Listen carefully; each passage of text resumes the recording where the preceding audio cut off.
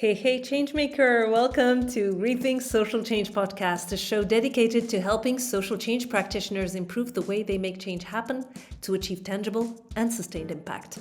I'm your host, Ratiba Sharif.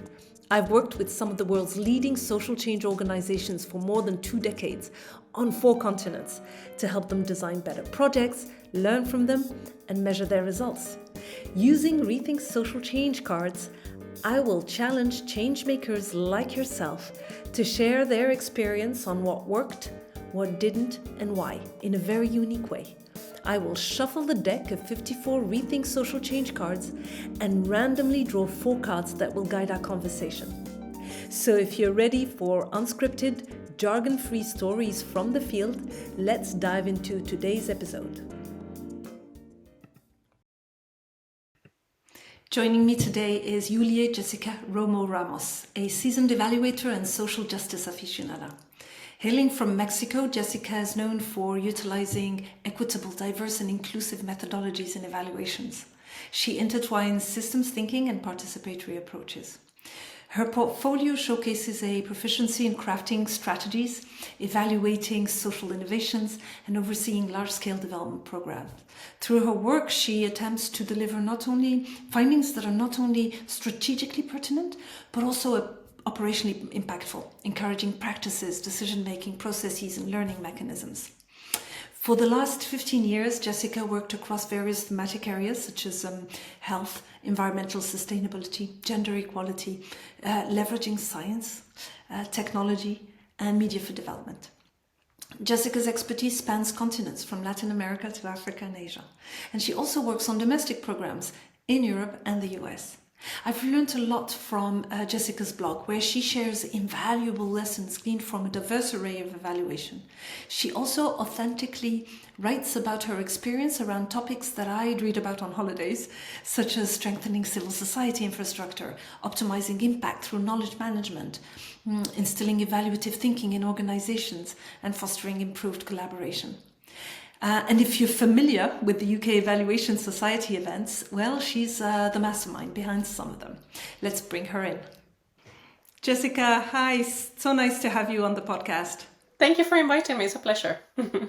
Likewise. So I'm going to shuffle the cards. You know the rules of the games. I shuffle my cards for our talk, because you work so much on understanding programs, delving into them, how they function, what results they achieve, etc., with all the evaluations that you do and all the strategic reflections that you do.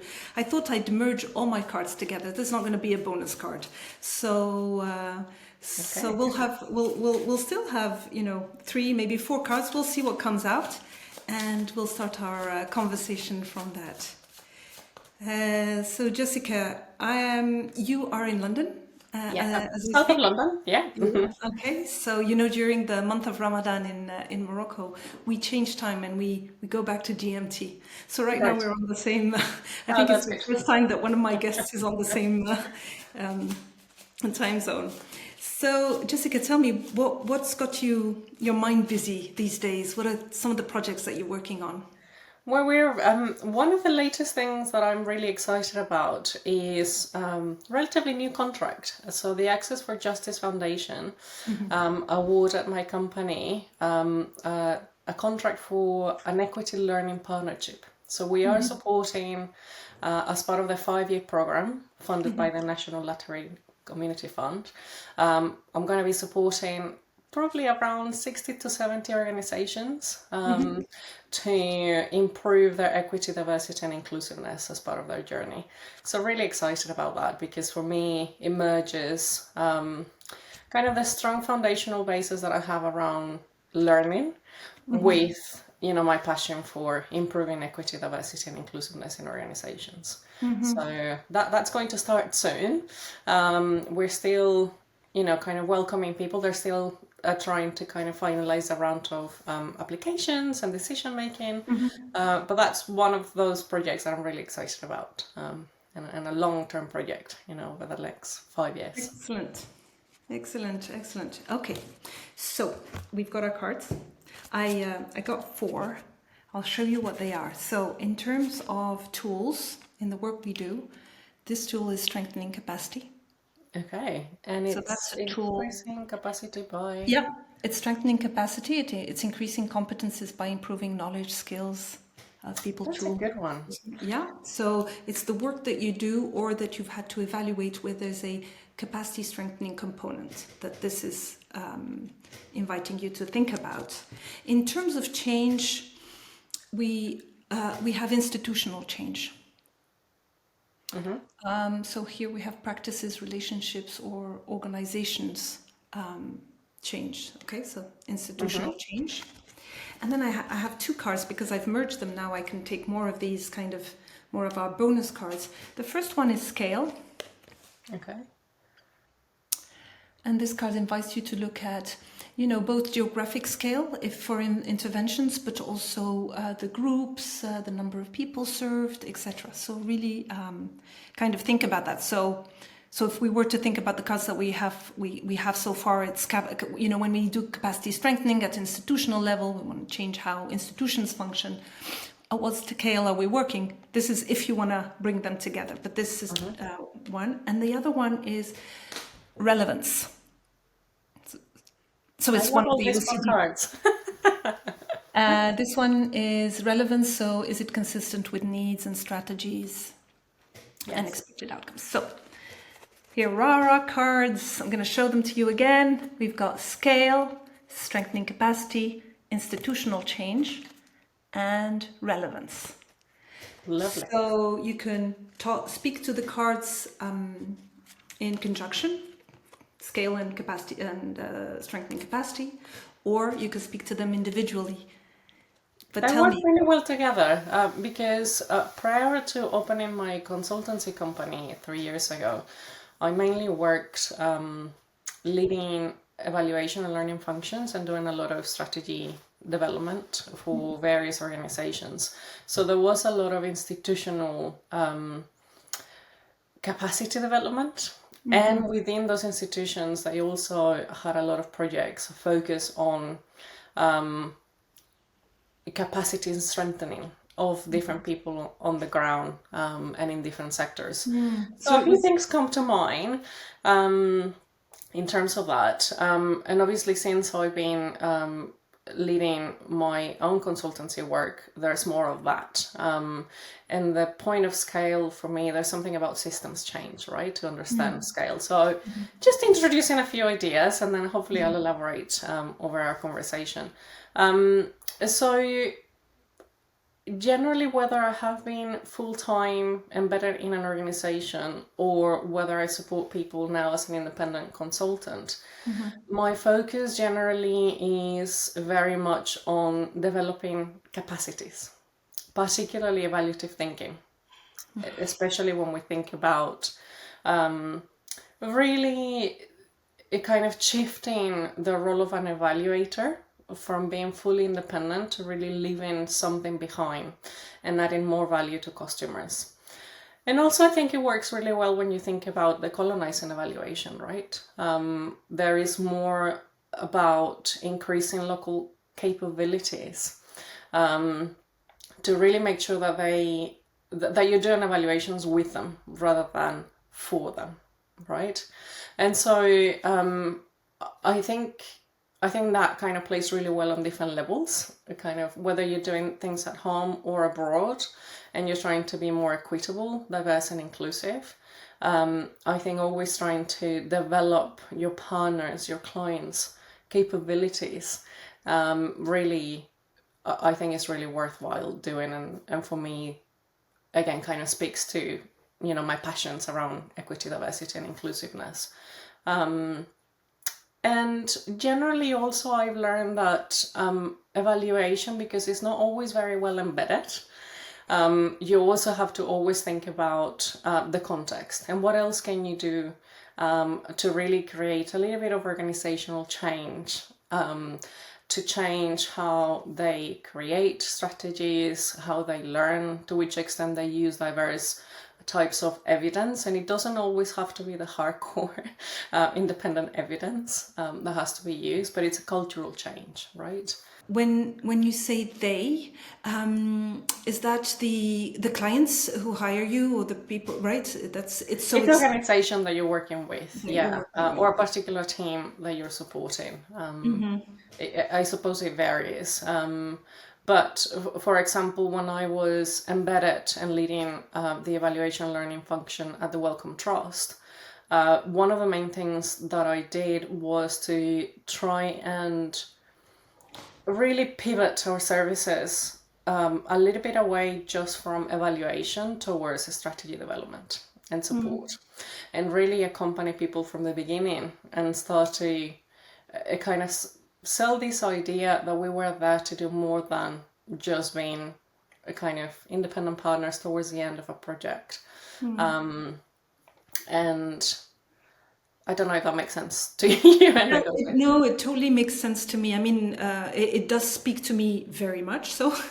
And I remember it reminds me of a consultancy I did in Senegal, and it was to support a full audit of the M&E system, and it ended up being a strategic reflection.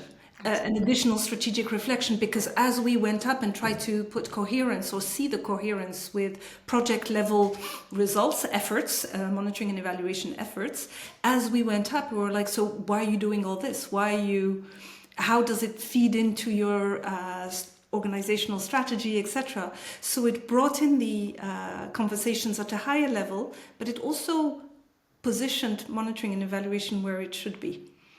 And that definitely speaks to me. But tell me a little bit how you do that with organizations. So the entry point is monitoring and evaluation, right? And then how do you enlarge that conversation to include strategy? I have to say that a lot of it for me is about building relationships and trust. And I think that goes a long way towards understanding their needs, the culture, and their positioning yourself and the evaluation and learning function in a way that, again, creates value and really meets certain needs and contexts.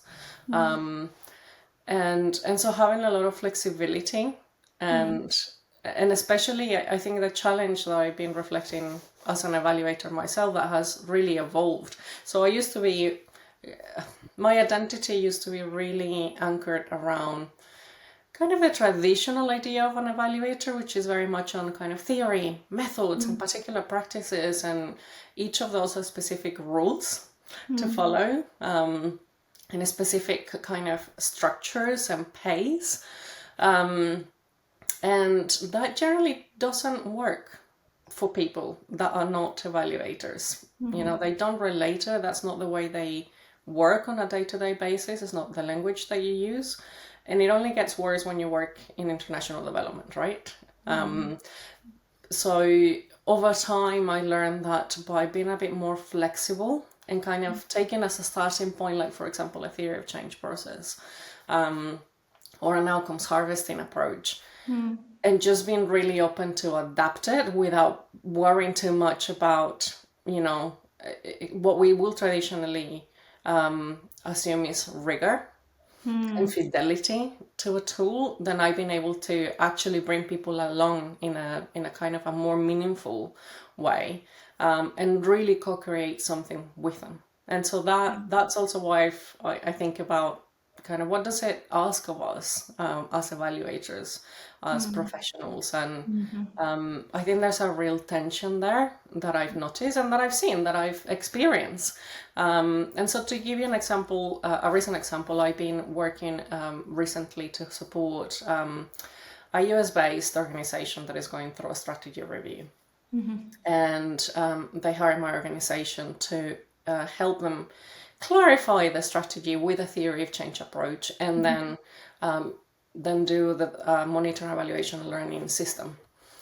And I had to really flex the process because primarily they were dealing with the politics invariably that arise from a strategy review and a complete transformation for that organization, but also the way they work, right? That so I had to come in and go, okay, well, this is not traditionally the way we will kind of discuss certain things, and go around doing a monitor evaluation system, but I'm gonna go with you, and let's do this in ways that, you know, kind of again challenge me as a practitioner. And it's been a very collaborative process to the point where actually we've gone full circle. And so now we've gone back to, actually, yes, you're right, you know, but we needed to try it our way.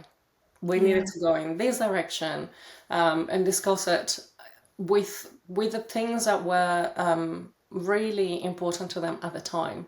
And 6 months on, now our thinking has evolved, and now we're ready to kind of go with some of your original suggestions. So it's been a really interesting process. Yeah, that's a very smart facilitation technique. It starts where people are and then walk with them through, guide them through a reflective process so they can see what you could see, etc. It's very smart. It's very nice. I really like it, and it's and that's really what capacity strengthening is. It's about growth and about accompanying, right? It's about providing some tools or lenses, right, so that people can see things differently. In very charged political environments, it's even more important, because we know that the only, you know, like the only thing that matters to them is positioning, or like this, going through this, or actioning this this element of the strategy that's really critical for that department or that director. And so it becomes a relational, really, facilitation, mediation exercise.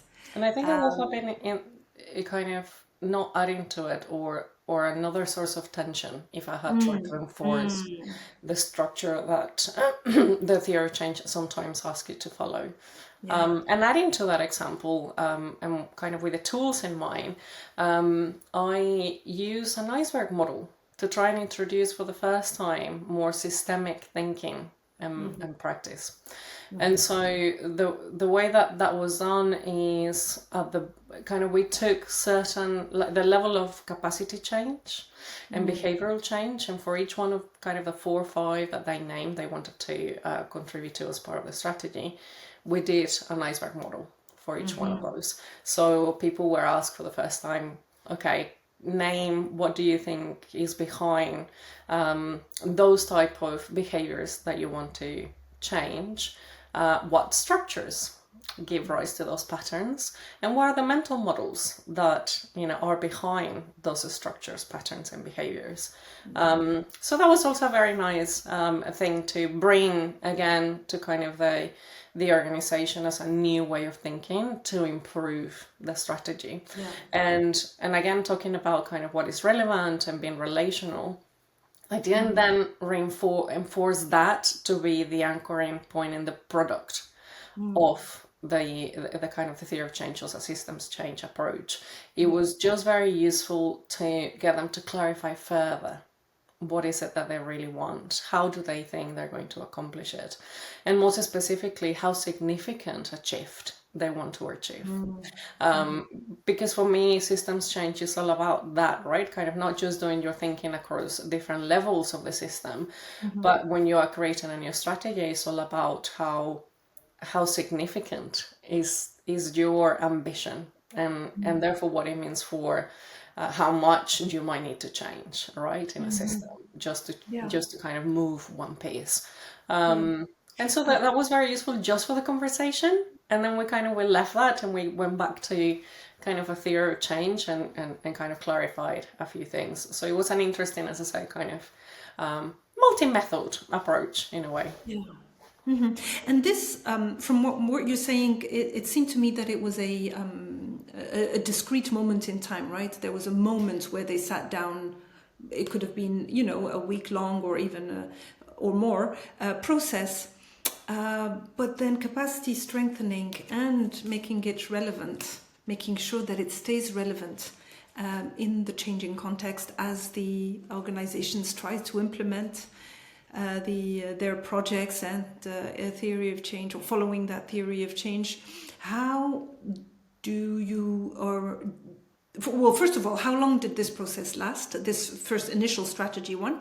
And then how did you, or did you include in the rollout planning process, planning phase, sorry, did you include some evaluative thinking moments to test the theory of change, the assumptions behind that theory of change, and then see it forward?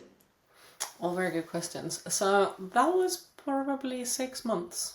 So a lot of it was, again, kind of going with their pace.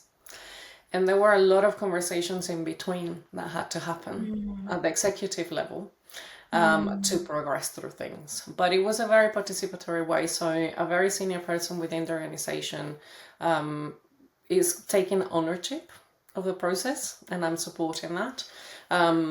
And so we started with a series of discussions to look at the major components of a theory of change, major assumptions, to introduce the iceberg model.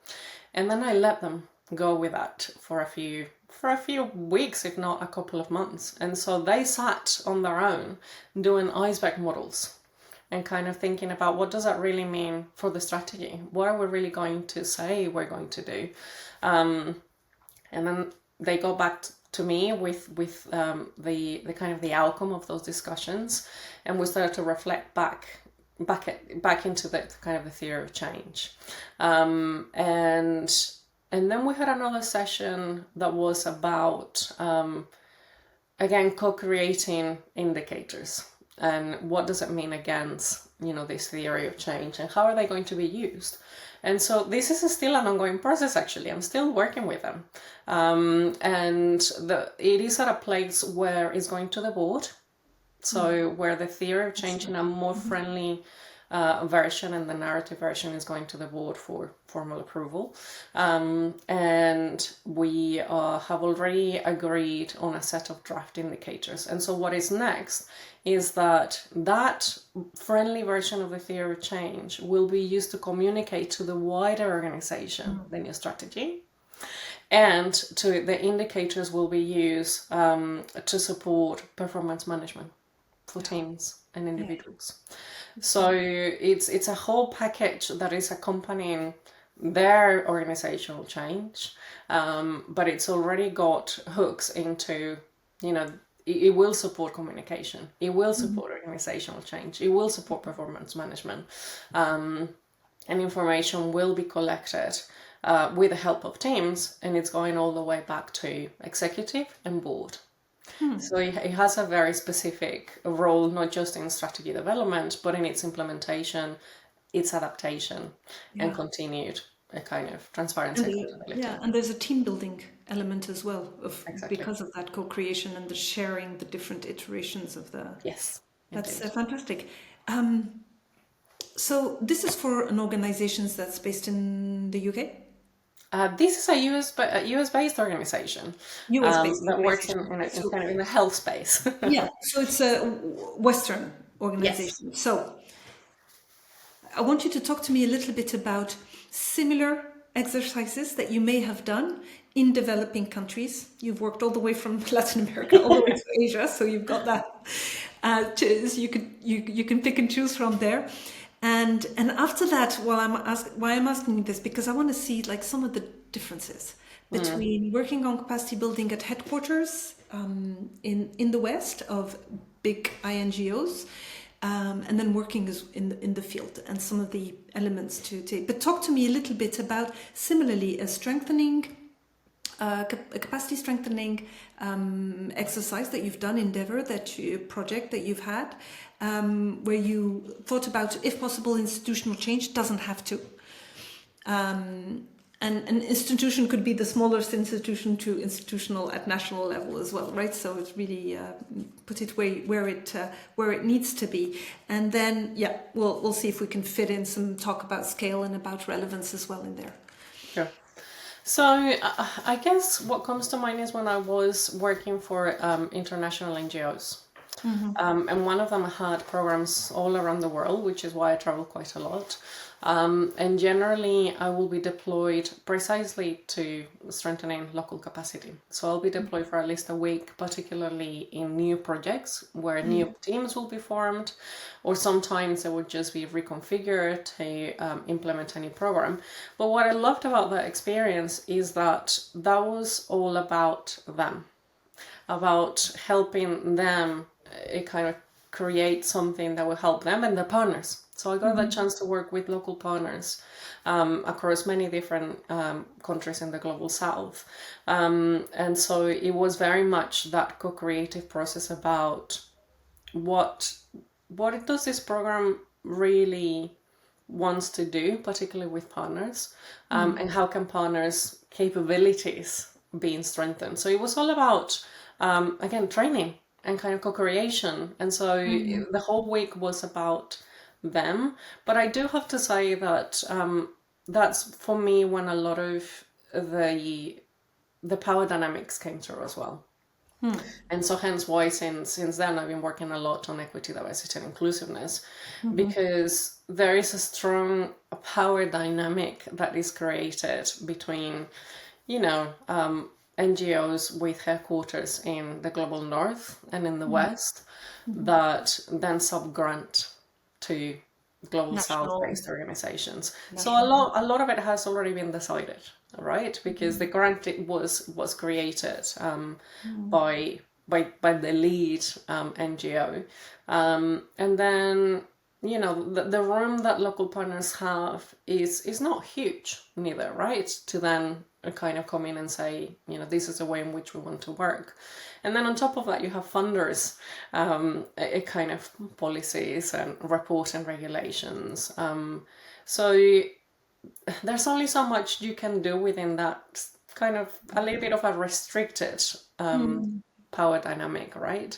But even then, within those constraints, I tried to create spaces where, again, I was trying to build local capacity, and I was trying to make sure that we were really kind of listening and trying to get something that worked somehow for them as well within those constraints. But that's my honest kind of experience about that, which again brings for me all of this point about equity, diversity and inclusiveness and kind of the inherent system in which we lived when we think about international development in particular. I don't know if that's where we want to take the conversation. I mean, we could. It's something that I've heard with many guests and in my own conversations and work, and I've seen it in my work. It's a whole complex, big system, and there are political, economic, geostrategic decisions. Even funders. I always ask myself, and I pay a lot of attention to, why is a funder interested in that? Out of the blue. And then you'll see that it's oftentimes linked to a higher political agenda. The reality is that. It can be security related, political, economics related, etc. I think what... for me, it's... I remember I went to a training a while back, probably 20 years ago. And there was a Kenyan present in that training, and in a conversation he told me, we were talking about donors and relationship with recipient countries, etc. And he told me, beggars can't be choosers. And that stayed with me for a long time. And I think, as we discuss this decolonizing of aid, it comes back to, is this philanthropy, or is it serving the interests of donors, in which case that could be set up front, rather than masking programs as if it's kind of needs-based from the communities going up, etc. And sometimes sometimes there is funding available for really grassroots or projects that stem from grassroots, but they're rare. And I think that's a conversation that that space that it leaves for implementing something that's both needed and that's relevant, is really closing, is very narrow. Yeah. And then the way Yeah. we speak about that, so we say we're inclusive, participatory, etc. They remain words, and there's not much truth to them because we are not always inclusive in our selection processes. Did we give everyone, or if we're recruiting, partners, did we give all partners a fair share or a fair chance of being selected for this project?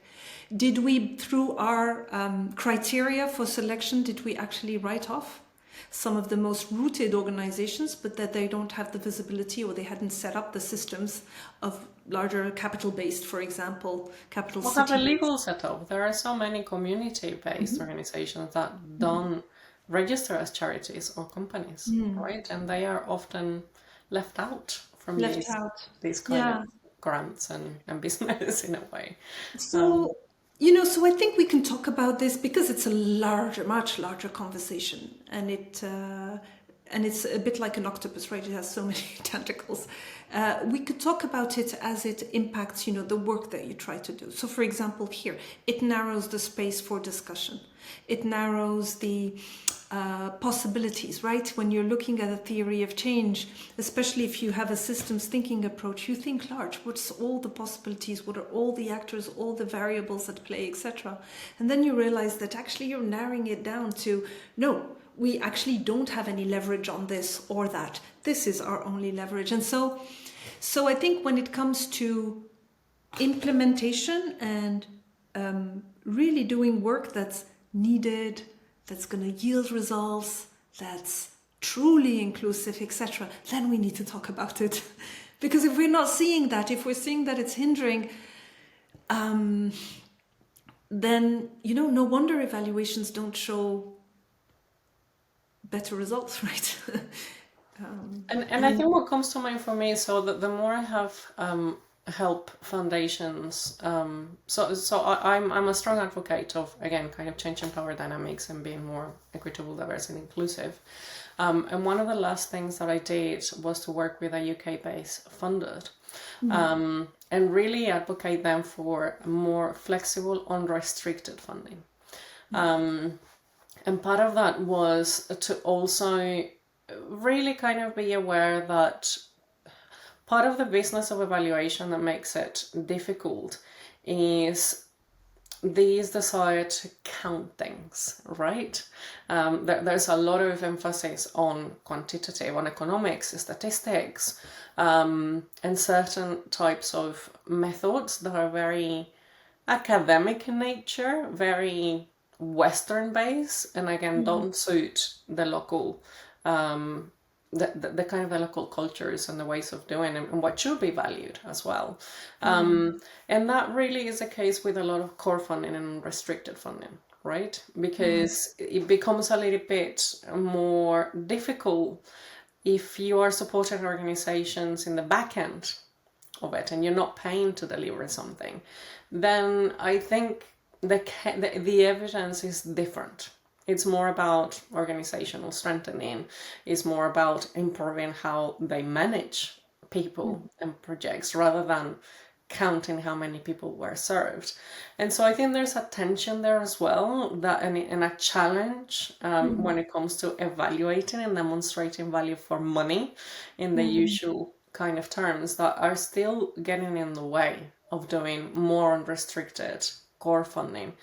But that for me is kind of an avenue where funders, even within some sort of political agenda that are directing people to kind of work in certain ways, they could start demonstrating a little bit more flexibility. So it means that organizations can really spend the money how they really suit them and the people that they're serving, rather than being pushed to just deliver in a particular way with particular quantitative metrics that we all know are very much not capturing the actual experience, the human experience of people in these projects. So a lot of things get lost with some of the systems and metrics and tools that we use. And that's what I mean about going back to the beginning of our conversation. I think as an evaluator, I've been really challenged to leave some of that behind, because it's just not serving local people. It's not, kind of transformative enough, and we're still then importing, Western colonial ways of thinking, knowledge systems, and values, right? So I think that's a space that it's only opening up recently, this self-awareness of actually what are we exporting and what does that mean for people on the ground, from how you design a fund and a grant program through to all of the layers that exist between that and people on the ground. And for us as evaluators, again, a lot of it has to do with what do we value, what systems are we imposing and kind of just assuming to be exported. And yeah. Have you encountered in your evaluations some of those findings, some of that evidence, and shared it with both donor and the hiring agency, the INGO that hired you, so that you can come up with those conversations? Because it's a difficult one, right? very difficult one. Yeah. And it's one where talk and action don't really always align. And I wonder if it's because I've had conversations with donor agencies or with even, senior management of INGOs where they understand. They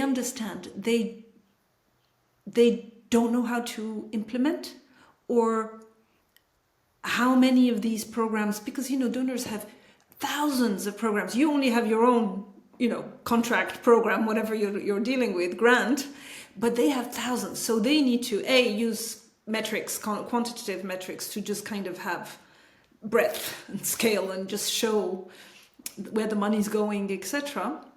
But, and so it's hard to have that conversations with the donor, but I think we need to have more of those, because we're assuming that they're not happening in other places. And I think they are.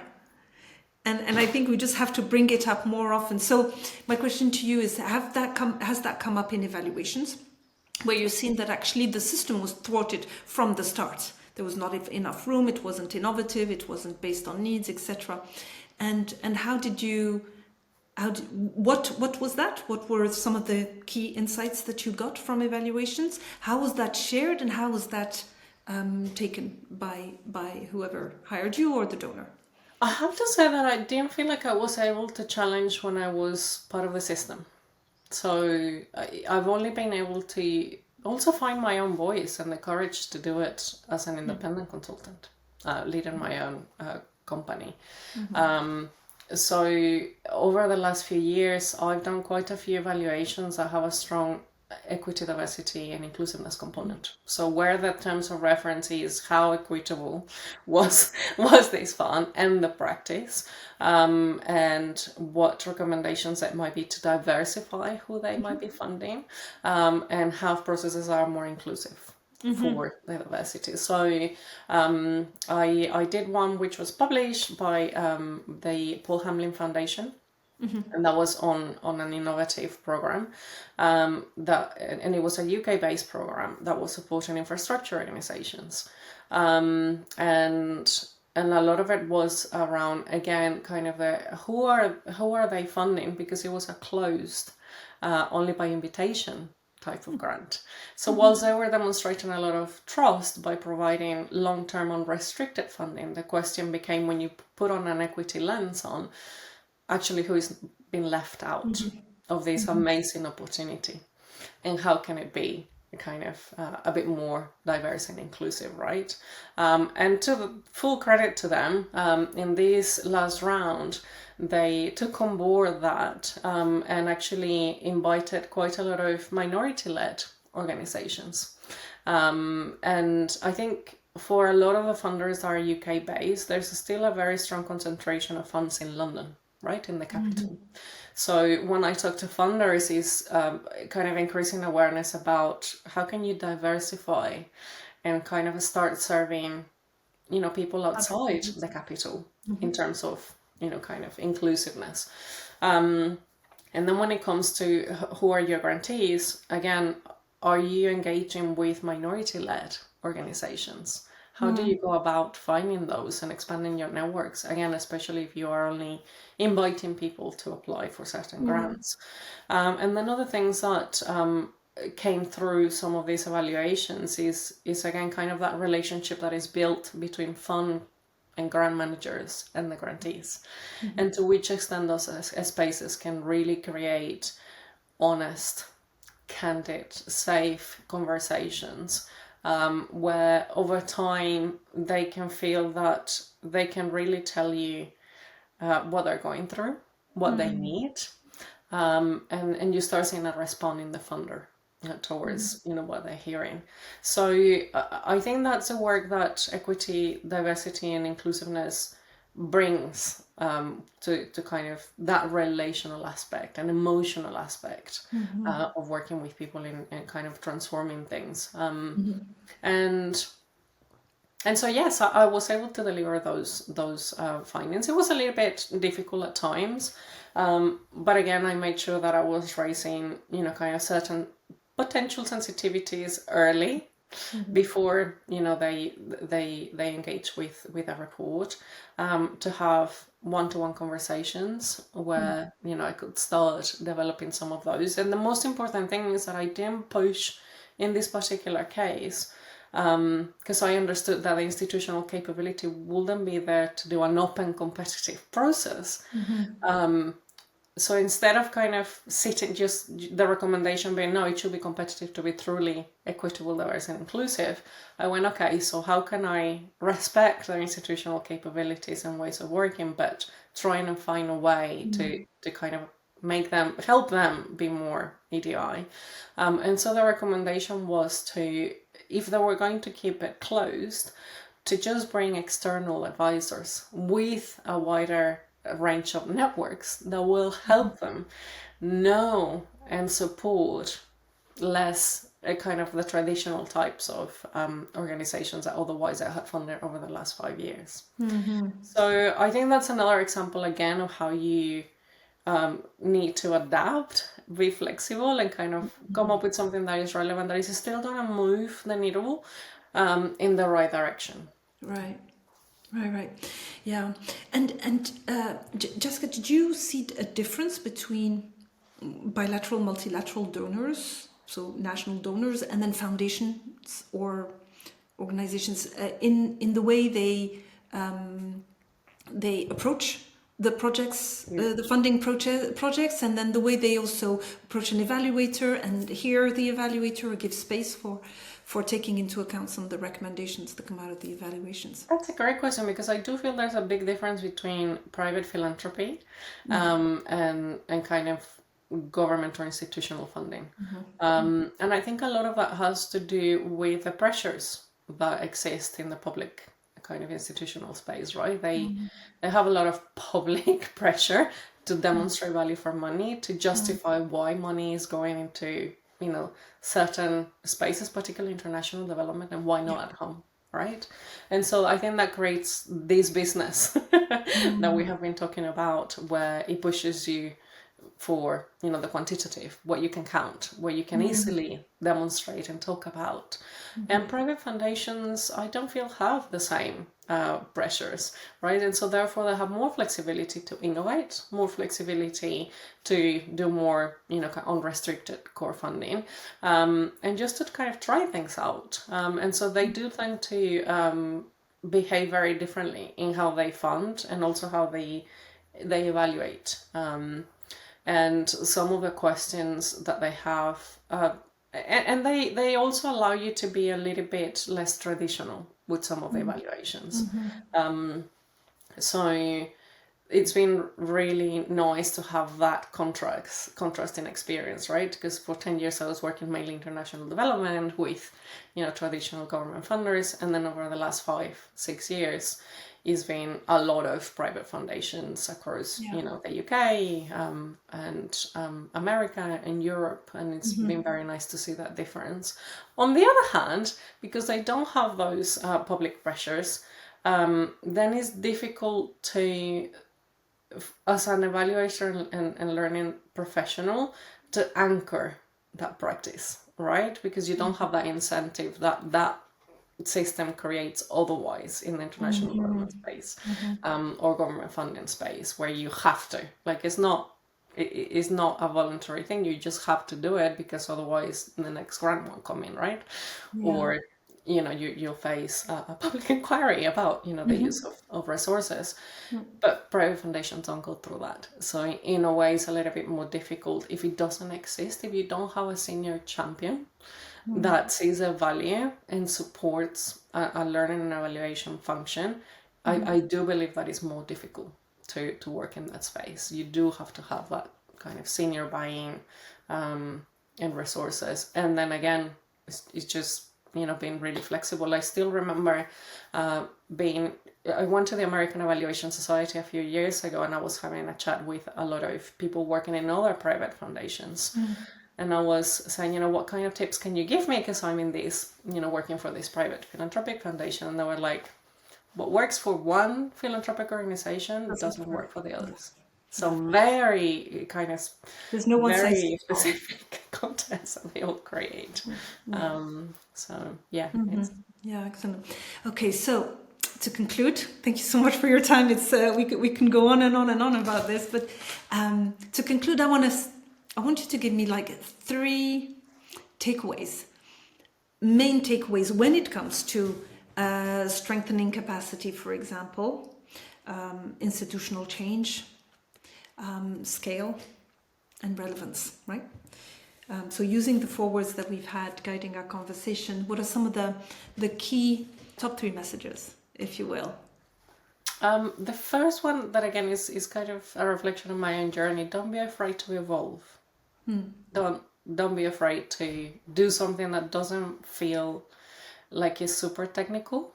Where I think as evaluators, to be really effective, we have to be more comfortable with the uncertainty and the kind of the thing that modifying our practice as it's needed with the people and the context we are given at any given point. That's one.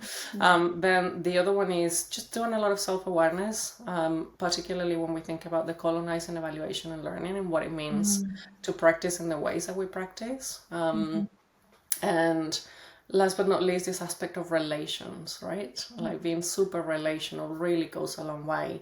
And so those will be my kind of 3 top takeaways or tips I will share. Fantastic. Thank you so much, Jessica. It was lovely to have this conversation with you. Best of luck in all your projects, in this new project. And I'm excited. Thank you. You're very welcome. Bye. Bye now. Thank you for joining me for another episode of Rethink's Social Change Podcast. I hope you got a lot of value and actionable insights from today's show. Would love if you take a minute to leave us a review. And if you work on social change and are up for the challenge, reach out. And before you go, be sure to subscribe so you're the first to know when we release a new episode. Till then, be the change.